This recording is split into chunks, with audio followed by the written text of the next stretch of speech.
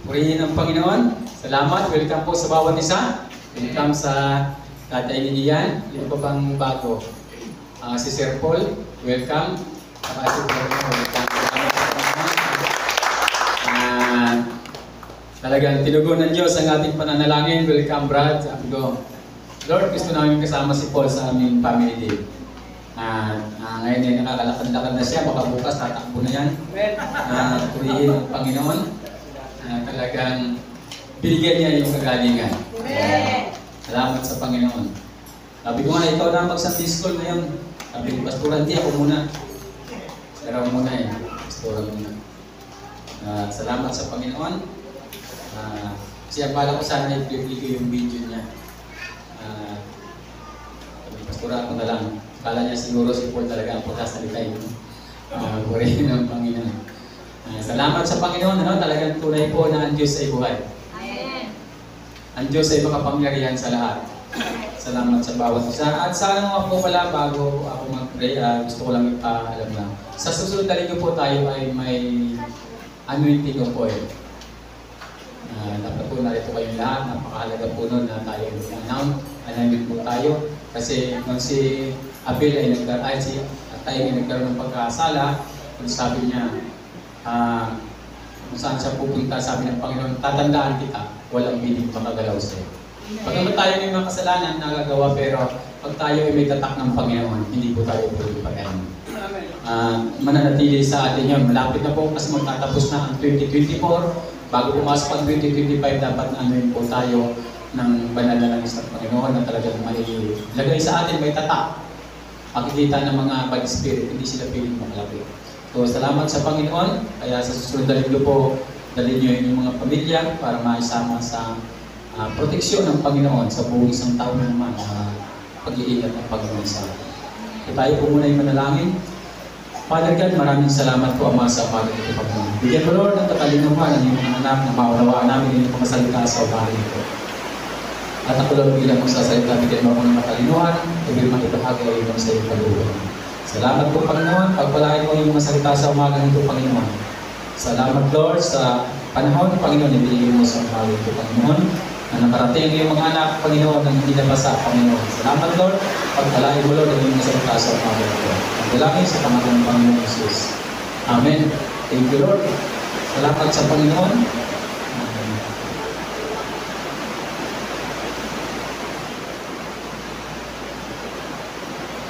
Purihin ang Panginoon sa buhay ng bawat isa. Hindi rin niya isa malabo niya. Napakaputi po ng Diyos sa buhay natin. Sabi nga, itong panahon daw na ganito, yung magtatapos na yung taon. Sa mga negosyante, ito yung ginagawa nilang parang anong tawag yan, yung nag-evaluate sila o nag-aano sila na alin ba yung mga ano ba yung kinita? Ano ba yung mga... Saan ka ba mas malaki ang kinita? Ano ba mga product? Ang maganda? Diba? Sa buhay natin, evaluate na rin natin. Ano ba yung mga nagawa natin? Ano ba yung mga dapat natin ipagpatuloy at dapat natin hindi ipagpatuloy? Ano ba yung mga pwede natin kalimutan na at pwede natin patuloy na gawin? Alalahanin yung ginawa ng Panginoon sa buhay natin. So, mayroon po mga sa buhay natin, alam natin yan kung ano yung dapat natin iwasan. At ano yung dapat natin pagpatuloy para ang Panginoon po ay palagi sa ating mga buhay. Napakahalaga po na alam natin. Right? Sabi ko nga, dapat meron tayong kumbaga, ano pa yung mga, kasi pagpatuloy pa rin yung dati, yun pa rin. Pero dapat alam natin yung ano yung dapat natin gagawin. Pagpapatuloy natin sa buhay natin. At yung mga dapat tanggalin para po patuloy na maghari ang Panginoon sa ating mga buhay. Salamat sa Panginoon at alam ko tayong lahat ay mayroong karapatan na gawin ang tama. Kaya pinigyan ng Panginoon. Ang ating pag-aaralan ngayon ay kanina po yung kay Pastor Ayapol sa Christmas. Sa akin po ay yung pamagat ko ito ay binigyan ng karapatan bilang anak. So sino ba yung binigyan ng karapatan bilang anak ng Panginoon? Di po ba pag anak ka, ano ba yung karapatan ng mga anak sa kanilang mga magulang? Salamat, napakasaya ng Pasko yung Ian ngayon kasi nandito yung kanilang mga magulang. Nung nakaraan, magbabalak siyang magpakasyon sa kanila. Ngayon, yung papa niya nandito. Lahat sila. Diba? Alos, kasi lahat ata nandito ng dalawa na lang ata ang kapatid niya na naroon. Salamat sa Panginoon. Pamagat po ng ating pag-aaralan, binigyan ng karapatan bilang anak. At ang sabi po sa John 12 verse 1, ay verse 2, chapter 1 verse 12, subalit ang lahat ng tumanggap at sumampalataya sa Kanya ay binigyan niya ng karapatan maging mga anak ng Diyos. So sino lang po ang binigyan ng karapatan na maging anak ng Diyos? Yung lumpong tumanggap. Napagin dito ni Pastora kayo, yung pong mga tumanggap lang sa Ama. Sa Panginoon binigyan ng karapatan maging mga anak. So yung mga hindi po tumanggap, talaga po merong hindi tumatanggap. Hindi lahat anak ng Diyos. Kundi ang binigyan lang ng karapatan na maging anak ay yung mga tumanggap sa Panginoon. Ito po yung isang regalo, sabi kayo ni Pastora sa John 3:16. Yung regalo ng Panginoon sa atin yung buhay. Buhay na ganap at kasaya-saya sa mundo ito at buhay na walang hanggan doon sa piling ng Panginoon. Ay pag tayo po ay tumanggap sa Panginoong Hesus, ito po yung totoong tayo po ay aariing anak ng Ama. At meron na tayong karapatan kasi siya yung taga-pamagitan sa atin. Meron tayong karapatan tumawag sa Panginoon, humingi sa Panginoon, kasi tayo ay tinuring niyang anak. At ano ba yung karapatan natin bilang anak? Dapat po ito yung ating pinahalagahan sa buhay natin bilang mga anak ng Panginoon. Kung minsan po, kaya tayo nakaranas ng medyo nagkakaroon ng mga medyo paghihirap kasi hindi natin nararamdaman at hindi natin inaangkin talaga na tayo'y anak ng Diyos. Meron tayong pag-aalinlangan, meron tayong pagdududa, nahihiya tayo, nag-aalangan tayo sa dapat natin ginagawa. Dapat po, matuto tayong magtiwala sa Ama. Matuto tayong magtiwala sa Panginoon kasi tayo'y anak niya. Kaya nga ako, lahat ng aking mga pangailangan, inihingi ko talaga sa Panginoon. Hindi ako nahihiyang magsabi. Kasi may karapatan ako. At yung karapatan yun ay hindi piling mawala. Alam mo, bakit kung minsan hindi ka humihingi? Kasi dinadaya ka ng mundo. Nasabi ng Panginoon, ng tao sa mundo, kaya mo yan. Huwag ka nang umasa sa Diyos. Kaya mo yan. Pero meron tayong Diyos eh. Meron tayong Ama na dapat tingnan natin ang lahat ng kailangan natin. Dapat po, nandun, dapat yung ating kalagayan bilang anak, dapat pinaglalaban natin. Hindi natin ito binibitiwan. Hindi natin binibitawan ang ating karapatan bilang anak. Kasi ang lahat ng meron ng Ama, meron tayo. Kasi karapatan natin yun. Kung minsan nag-aalangan tayo, humingi, natatakot tayo kasi baka hindi ibigay. Pag ganun po ang ating puso't kaisipan, hindi po natin ito makakamit. Kasi tayo po ay anak ng Diyos. At tayo ay may karapatan. Sa akin, sa buhay ko, lahat ng kung anong meron ako, karapatan ng anak ko. Kahit na nga kaya yung alibugang anak, kinuha na yung kanyang mana, nilustay sa malayong lugar, pinagsawat kung siya ay maghirap, bumalik dun sa Ama. At dalawang kamay siyang sinalubong at pinagkatay pa siya ng matabang guya at pinaghanda. Binihisan, binigyan ng mga alahas, magagandang damit. Kaya kayong panganay nagtampo, di ba? Sabi niya, bakit ako, Ama, hindi minsan? Hindi mo man lang ako binigyan ng pinatabang tupa para ipaghanda para sa aking mga kaibigan. Sabi ng Ama, anak, araw-araw kitang kapiling. Pero ang iyong anak ay matagal nang nawalay, ngunit bumalik, kaya ako'y natutuwa. Ang Diyos po natutuwa sa mga anak niya nawalay at muling bumabalik sa Kanya. Kasi karapatan natin na bumalik sa tunay na Creator natin. Ang Creator natin ang Panginoon. At ano man ang ating kalagayan, ano man ang ating pinuntahan, maghirap man tayo, ano man pinagdaanan natin, may karapatan tayong kuminhawa sa buhay na bumalik sa Panginoon.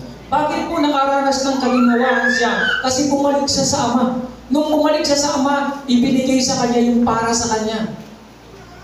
Nung siya malayo nakaranas siya ng hirap at ang sabi doon, halos kainin na niya yung pagkain ng baboy na sa kanyang pinagtatrabahuhan. Ngunit naalaala niya sa bahay ng aking Ama ay napakaraming pagkain na papanis lang. Kaya nung siya bumalik, dalawang kamay sinalubong ng Ama at siya po ay niyakap at pinagkatay pa ng pinatabang tupa, pinatabang buya at binihisan, sinuutan ng mga alahas. Pag tayo po ay bumalik sa Panginoon, pag tayo nakakaranas ng hirap, bumalik ka sa Panginoon, giginhawa ka. Bibigyan ka ng Panginoon ng tagumpay. na totoong ibibigay sa iyo ng Diyos. Huwag tayong mag-alangan. Huwag tayong, sabi ko nga,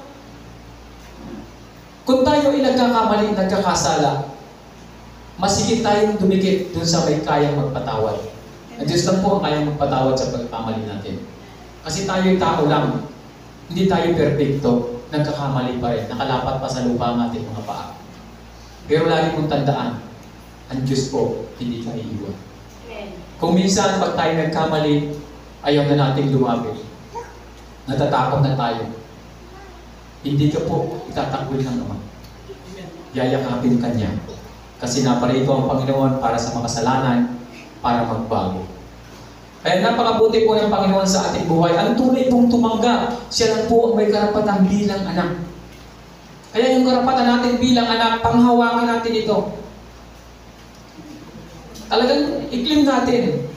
Kaya ako yung karapatan ko bilang anak, talagang hindi ko ito binibitiwan. Kaya pag ako ay may mga pangailangan, dumudulog ako sa Panginoon. Kung kinakailangan ako ay umiiyak ako sa Panginoon. Ay sabi ko nga, pag may problema ka, huwag mong dibdibin. Tuhurin mo. Lumuhod ka sa Panginoon. Umiyak ka sa Panginoon. Lord, kailangan kita, Panginoon.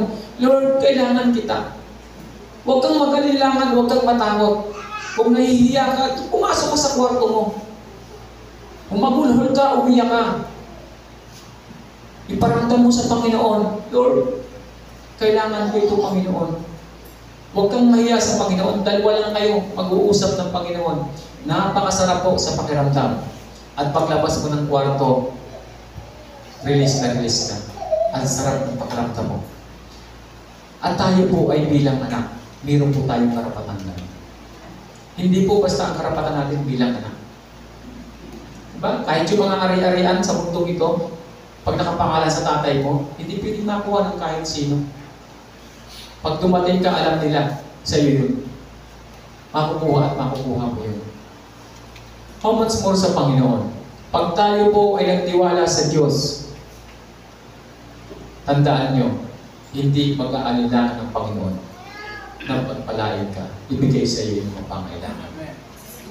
Kaya lang tayo nagkakaroon ng minsan ng kahirapan dahil nag-aalangan tayo tumawag sa Panginoon. Napakabuti ng Diyos sa buhay natin. Sabi ko nga, sa lahat ng mga nangyayari sa atin, lagi mong itaas ang Panginoon. Amen. May pagdaanan ka man, itaas mo, purihin ang Diyos. Kasi doon ka magtatagumpay. Kasi pag bumitiw ka sa Panginoon, yung maliit mong problema baka lumaki. Pero pag ikaw ay lalong dumikit sa Panginoon, yung problema mo liliit ng liliit at hanggang sa mawala. Sabi ko nga parang ano yan eh, yung pagpalapit na papalapit ka sa Panginoon, papalit na papalit yung problema mo. Pero pag papalayo ka na papalayo sa Panginoon, papalit na papalit ang Diyos sa buhay mo. At wala na siyang magagawa. Kaya po ay patuloy na mo na yun. Kaya patuloy po tayo magtiwala sa Panginoon. Tayo po ay anak. At tayo binigyan ng karapatan bilang anak ng Panginoon. At yung karapatan yun, hindi po mawawala kahit kailanman. Kahit kailan, hindi yun mawawala. Diba, ang sarap pag yung karapatan mo ay yung pinaglalaban bilang sa magulang mo. Kaya nga, kasi yan ang sabi, kaya ako ay, ang baga sa mga magulang, kasi may pangako ang Panginoon dyan. Pag mahal mo ang magulang mo, pagpapalain ka. Bibigyan ka ng mahabang buhay, maayos na pamumuhay. Pangako ng Diyos yun. Yun lang yung kautos ng Panginoon na mayroong pangako. Mahalin mo ang iyong mga magulang. At pagpapalain ka at bibigyan ka ng mahabang buhay dito sa lupa. Pangako po ng Panginoon yan. Na talagang hindi po nagkakamali ang Diyos sa kanyang pangako. Alala ko tuloy yung kapatid ko na si Unil na pinagpala talaga sa kuyo, sa business niya kasi nakabili na sila ng 2 bahay na worth 3 million. Ano pa lang yun, halos 1 year pa lang mahigit yung kanyang business. Yun, kahit yung nanay ko may edad na, kahit nga nung may stroke yun, kinakargapan niya yan. Makiina talaga yun, talagang grabe yun sa magulang. Talagang yung naiiwan na pagkain ng nanay ko, na hindi kinakain niya. Ganun siya talaga sa nanay ko. Talagang makiano siya. Pinagpala ng Panginoon. May pangako po ang Diyos. Kaya mahalin mo ang mga magulang mo. Yan po ang pinakamahalagang utos ng Diyos sa atin. Mahalin mo ang magulang mo, may pangako ang Diyos niya. Yan ang pinakamagandang pangako. Sabi ko nga, Lord, gusto ko dito mamasko ang aking nanay. Alam po niya, yung pangako ng Panginoon sa kanyang salita, hindi po yan magbabago. Kaya ang tao mapagmahal sa magulang, yan ang palatandaan na totoong pinagpapala ng Diyos. Dahil may pangako ang Panginoon dyan. Sa pamilya po, kaya ang sabi dito, ang sabi sa John chapter 1 verse 12, subalit ang lahat ng tumanggap at sumampalataya sa Kanya ay binigyan niya ng karapatang maging mga anak ng Diyos. Pag tayo po'y mapagmahal sa Panginoon, mag-uumabaw po ang blessing ng Diyos sa atin. Bibigyan at ibibigay ng Panginoon. Patatatagin at patatatagin ka ng Diyos sa mga bagay. Tayo po ay napili ng Panginoon. Hindi po tayo, kumbaga, yung pagiging anak natin, hindi po ito tayo ang may kagustuhan. Hindi po ito kung sino ang may kagustuhan, kundi ang Diyos po. Kaya sabi niya sa Darlene, sila ay naging mga anak ng Diyos, hindi dahil sa isinilang sila ayon sa kalikasan o sa kagustuhan o sa kagagawa ng tao, kundi ayon sa kalooban ng Diyos. Tayo po ay naisilang na naging anak ng Panginoon, nagkaroon ng karapatan maging anak, hindi po dahil sa atin o sa ating mga magulang o sa anumang pamamaraan, kundi dahil sa Diyos. Ang sabi niya, sila ay naging mga anak ng Diyos, hindi dahil sa isinilang sila ayon sa kalikasan o sa kagustuhan o sa kagagawa ng tao, kundi ayon sa kalooban ng Diyos. Ayon po sa kalooban ng Panginoon, tayo po ay pinili ng Diyos. Hindi po ito nagkataon lang, hindi po ito ginusto mo, ito po ay ginusto ng Diyos. Kaya, meron tayong karapatan na humingi sa Panginoon. Siya ang may gusto nito, hindi po tayo. Kasi likas sa tao ang gusto niya yung sarili niya ang masusunod. Pero tayo ang nasunod ang Panginoon. Kaya lahat po ng pwede mong pangarapin, pwede mo itong makamit. Basta may tiwala ka sa Panginoon. Ibibigay ng Panginoon yan. Sabi ko nga yung pananampalataya natin, dapat lakihan natin. Kasi tandaan ninyo na sinasabi ng salita ng Panginoon, ang bundok ay kayang palipatin sa dagat sa pamamagitan ng pananampalataya. Ayan lang yung kayamanan, hindi kaya palapitin ng Panginoon. Kayang-kaya po ng Panginoon yun. Pero una sa lahat, lagi kong pinapag-pray ng biruan yung kalusugan. Kasi aanin mo yung kayamanan o yung kalusugan mo naman ay bumagsak. Nakahiga ka sa pera. Ang kumot mo yung pera, ang unan mo pera. Pero 3 months ka na lang sa mundo, wala ka na. Hindi ka rin mag-i-enjoy. Napakahalaga po yung ating kalusugan. Kaya lagi tayong magbigay ng tamang panahon sa Panginoon. Ang sabi niya, kung gusto mo ng mahabang panahon, mahabang buhay, maglaan ka ng oras mo sa Diyos. At ibibigay ng Panginoon yan sa'yo. Kung gusto mo ng pera, sundin mo yung sinasabi niya sa kanyang kautosan. Ibigay mo sa kanya yung para sa kanya, ibibigay ng Diyos sa iyo ang para sa iyo. Salamat sa Panginoon. At ang sabi ng Panginoon, ang sabi niya sa John 15 verse 16, hindi kayo ang pumili sa akin, ako ang pumili sa inyo. Hinirang ko kayo upang kayo'y humayo at magbunga at manatili ang inyong bunga. Sa gayon, ang anumang hingin ninyo sa Ama, sa aking pangalan ay ibibigay sa inyo. Hindi tayo ang pumili sa Diyos. Siya ang pumili sa atin. Ang Panginoon po ang pumili sa atin, hindi tayo ang pumili sa Kanya. At kailangan na tayo ay mamunga. So pag ikaw ay namumunga, alam mo na pili ka lang humingi sa Diyos. Ang sabi niya, pag ikaw ay namumunga at nanatili ang iyong bunga, ano bang hingin ninyo sa Ama, sa aking pangalan, ay aking ibibigay sa inyo. Ang sabi ng Panginoong Hesus. Ang Panginoong Hesus ang nagsabi po nito. Alam natin na pag tayo ay namumunga, mayroon tayong haharbisin. Kaya dapat po tayo ay mamunga. Magkaroon tayo ng bunga. Napakahalaga po na tayo po ay nagkakaroon ng bunga. Sabi ko nga mga next year, dapat meron na tayong mga bunga kahit nag-iisa lang. Meron tayong maakay sa Panginoon. Meron na po tayong karapatan humingi sa Diyos. ng anumang hindi natin ipagkakaloob niya sa atin sa pamagitan ng Panginoong Hesus. Ibibigay po yun ng Ama sa atin. Kaya dapat po natin itong hilingin. Dapat po natin pagtibayin na tayo po dapat ay mamunga at manatili ang ating bunga. Sa gayon, sabi niya, lahat ng inyong hihingin sa Ama ay ibibigay ko. Grabe, ang sarap nung ganon. Na pag ikaw ay nabunga, alam mo, mayroon kang karapatan mo sa Diyos. At mananatili ang ating bunga. Salamat sa Panginoon. Lord, alam ko na patuloy mo kaming pagpapalain. Patuloy tayong mamumunga. After nitong ating anniversary, mag-i-extend na naman ako sa likod, i-extend natin sa likod. At pagkakaroon na babalik natin yung 24/7 na prayer. Talagang kailangan natin tumingin sa Panginoon para makamit natin yung mga biyaya na kailangan natin. Nag-uumpisa na ang Panginoon, naglalagay na siya ng mga milyonaryo sa ating kalagitnaan. Amen. Salamat sa Panginoon. Ngayong taon, bago matapos ang taon, mayroong milyonaryo na sa ating kalagitnaan. Amen. Salamat sa Diyos na utay-utay na tayong umaangat sa libil ng pamumuhay na ito sa pamagitan ng ating pananampalataya sa Diyos. May tinakda na ang Panginoon na isang milyonaryo sa kalagitnaan natin. Amen. Salamat sa Panginoon, no, na talagang hindi siya nagkulang. Kaya sabi ko, mag-i-extend tayo, talagang gagawin natin yung prayer na gustong ipagawa ng Panginoon para lahat ay dumaloy ang blessing ng Panginoon na inubuhos sa atin. Kasi tayo po ay mayroon ng bunga. Namumunga tayo, ang sabi ng Panginoon, lahat ng hingin niyo sa akin, sa pangalan ng Panginoong Hesus, ibibigay niya sa atin pag tayo'y namumunga. Ibibigay po ng Diyos yan. Salamat sa Panginoon. Nasa loob ng 2 taon bago 3 taon, mayroon ng milyonaryo sa ating kalagitnaan. Salamat sa Diyos. At alam ko tuloy-tuloy ito.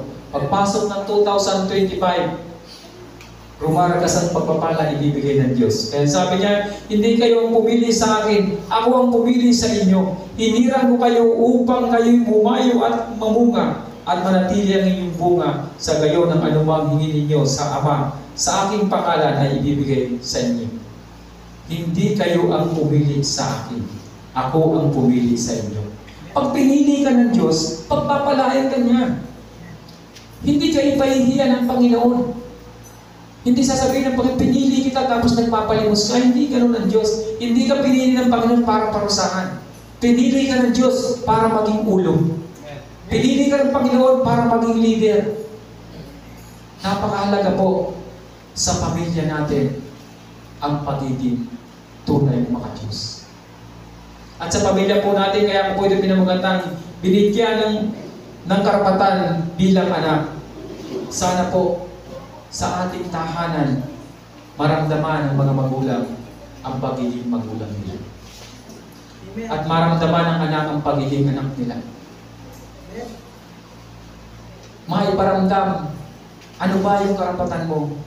At ang karapatan po ng magulang sa anak ay sundin ang kanyang mga ipinagagawa. Walang magulang na masaya pag hindi mo sinusunod. Ang magulang po kahit maliit lang na iniuutos sa'yo at sinunod mo, natutuwa. Ang Panginoon po gusto niya, sinusunod natin siya. At pag sinusunod natin siya, sabi niya, bibigyan tayo ng karapatang maging mga anak. At yung karapatang yun ang pinakamasaya sa buhay natin. Alam ko sa lugar na ito, sa 2025, tuloy-tuloy na pagpapala na ibigay ng Diyos. Amen. Hindi lang po isa ang pagiging milyonaryo. Kundi alam ko, marami pa. Marami pang susunod na ito ibigay ng Panginoon sa atin. Kaya Lord, gagawin namin yung part namin.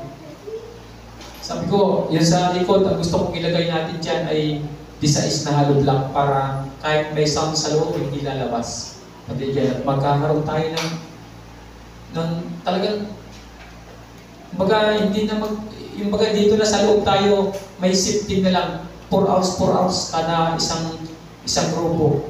Tutugtog paggabi kahit wala nang drums.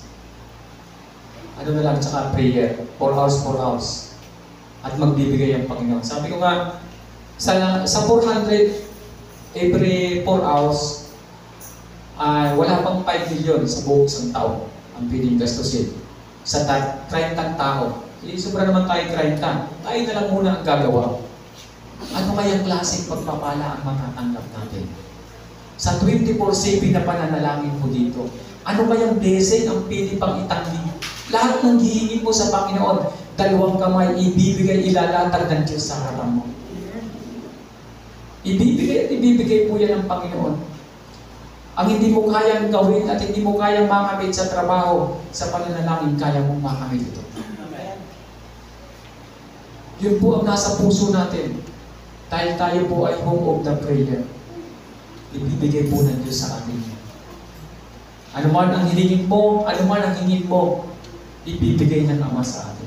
Yun ang sabi ng kanyang salita. Lagi kong pinagmamalaki ang salita ng Panginoon. Sabi ko nga, magkamali na ang salita ng presidente, magkamali na ang salita ng senador, magkamali na ang salita ng mga abogado, pero ang salita ng Diyos hindi po magkakamali kailanman. Ito po ang totoong hindi magkakamali kailanman. Kaya pag sinabi ng Panginoon, panghawakan mo ito. Hawakan mo ang salita ng Diyos. Kasi ang sabi ng Panginoon, mawawala ang langit at ang lupa, ngunit ang aking salita ay mananatili hanggang wakas. Ay pag wala na yung langit at ang lupa, ang salita ng Panginoon nanatili pa. Ay pag wala na ang langit at lupa, wala na rin naman tayo. Pero ang salita ng Diyos nandiyan pa. Nananatili at mangyayari at mangyayari. Isang bisis lang po tayo dumaan dito sa mundo, hindi na po mauulit. At pinakamatagal, mga 100 years, madalang na umabot doon. Gamitin natin itong ating lakas sa paglilingkod sa Panginoon. Gamitin natin ito at ibigay natin sa Panginoon yung tunay na paglilingkod natin sa Kanya. At ituring natin siya ng tunay na Ama. Kung ano man yung mga kailangan mo, hingin mo sa Panginoon. Ipagkakatiwala ng Diyos sa iyo yan. Ibibigay ng Panginoon sa iyo yan. Lord, salamat. At huwag kang magtatampo sa Panginoon kung mayroong mga pagsubok na dumaraan sa iyo. Kasi ito po ay part lang para lalo tayong patibayan ng Diyos. Ibibigay at ibibigay ng Panginoon. Maging masaya po tayo sa bawat family. Kaya lagi kong sinasabi na sa bawat pamilya, mayroon po dapat prayer. Mayroon po dapat pananalangin sa bawat family na talagang nandun ang paghawak mo sa Panginoon. Kahit hindi ka mapahabaan, basta ang mahalaga, may prayer ka sa iyong tahanan, nananalangin ka, nandun lagi ang presensya ng Panginoon, napakahalaga po nun. Huwag tayong mananalangin lang kung kailan tayo may problema, kung kailan hirap na hirap ka na sa kakatumatawag sa Panginoon. Dapat maintain yung pagtawag mo sa Diyos.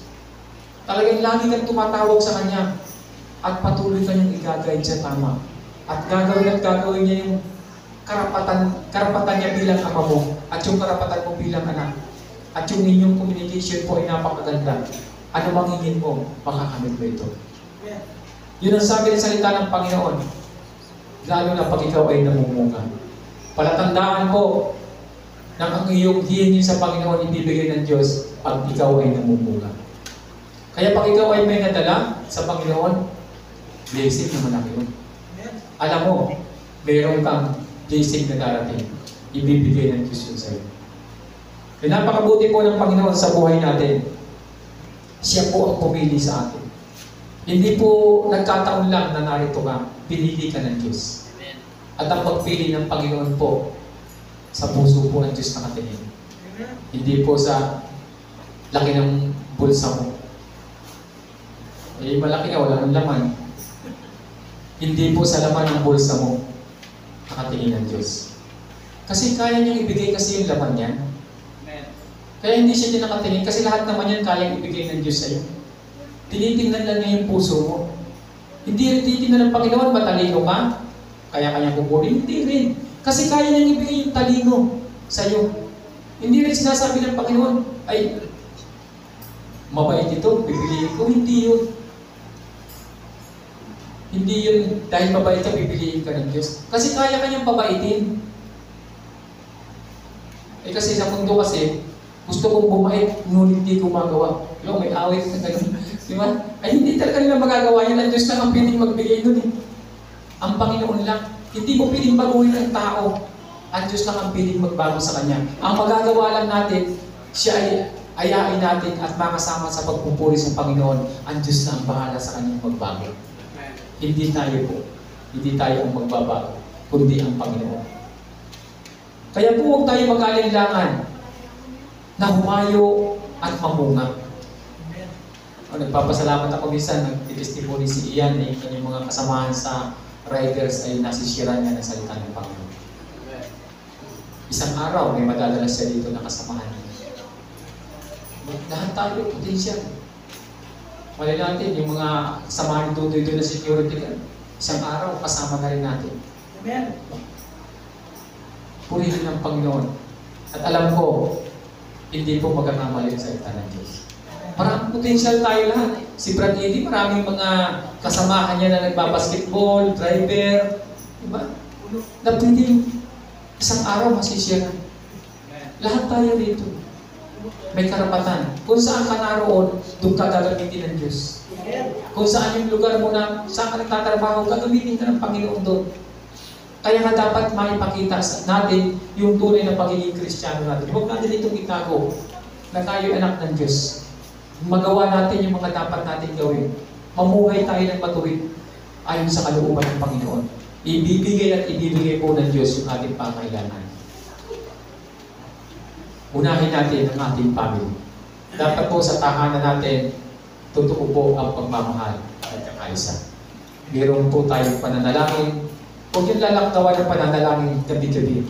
Kahit ilang minuto lang, kahit 10 minutes, 15 minutes, tawagin nyo, lalo tigit maliliit pa yung mga anak nyo, yan po ay kayang-kaya yung igay, kayang-kaya yung turuan.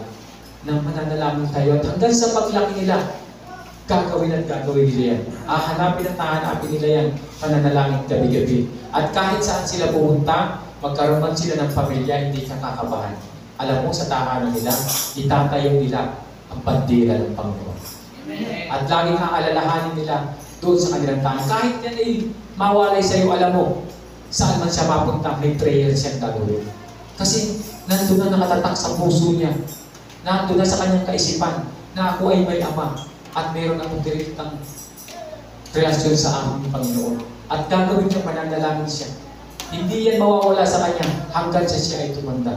At yung mga anak niya, yun din ang ipamamalan niya. At napakalapit niya sa Panginoon. Mayroon pong biyaya palagi sa mga anak ng Diyos. Kaya tayong ingatan ng Panginoon. Sabi ng Panginoon, kaya Bill, nagkamali man siya, pero sabi ng Panginoon, tatatakan kita saan ka man pumunta, walang pinidumalaw sa iyo. Paparusahan ko ang sinong gagalaw sa iyo. Tayo tao lang, may kasalanan din. Pero pag tinatakan ka ng Diyos, hindi ka piling galawin. Ang Diyos po ang siyang nahawak sa atin. Lagi niyong panampalatayanan. Manampalataya kayo sa salita ng Panginoon. Kasi ang pananampalataya po, doon po ang tunay na kaligtasan natin. Hindi po doon sa ating mga gawa. Ang sabi ng salita ng Panginoon, sa pamamagitan ng ating pananampalataya, kaya tayo ay naligtas. Yung mga gawa po, ito po ay resulta na lang ng ating kaligtasan. Kaya ka gumagawa ng mabuti kasi ikaw ay ligtas. Hindi yung gawa ang magliligtas sa iyo, kundi yung pananampalataya mo, kaya nga nakakatulong, nakakagawa ng kabutihan sa kapwa mo kasi ikaw ay ligtas.